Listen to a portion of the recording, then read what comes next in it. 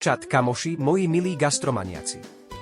Tiež vás ide rozdrapiť, keď si piplete s tou najlepšou polievkou na svete a nakoniec namiesto krásnych kociek zemiakov nájdete v hrnci len nejakú divnú kašu a zakalený vývar. Ja viem, je to na nervy, ale dnes vám prezradím, že za to nemusia len zlé zemiaky, ale jeden malý nenápadný záškodník, povrchový škrob.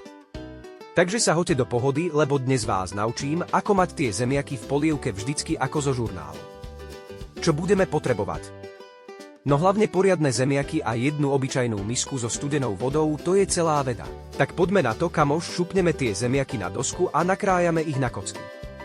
A tu pozor, hneď ako ich nakrájate, tie potvory uvoľnia škrob, ktorý v horúcej vode pôsobí ako lepidlo a úplne vám ten povrch rozmočí.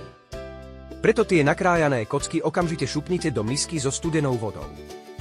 Uvidíte, že sa za pár sekúnd úplne zakalí a presne to je ten škrob, ktorého sa chceme zbaviť.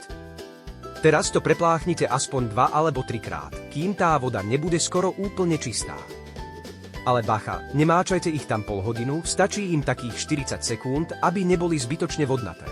Keď máte zemiaky takto vyparádené a čistučké, prichádza ďalší dôležitý krok, nikdy ich neháčte do studenej vody, ale vždycky šup s nimi priamo do vriaceho vývaru.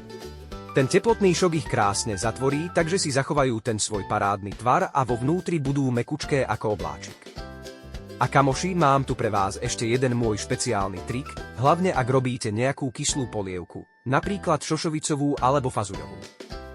Ocot alebo citrón tam buchnite až vtedy, keď sú zemiaky skoro úplne mäkké, lebo tá kyselina by ich inak zastavila v varení a zvonku by zostali tvrdé, čo fakt nechceme. No a je to, kamoš, pozri na tie zemiaky, držia tvar, polievka je číra a ty si za totálneho profíka.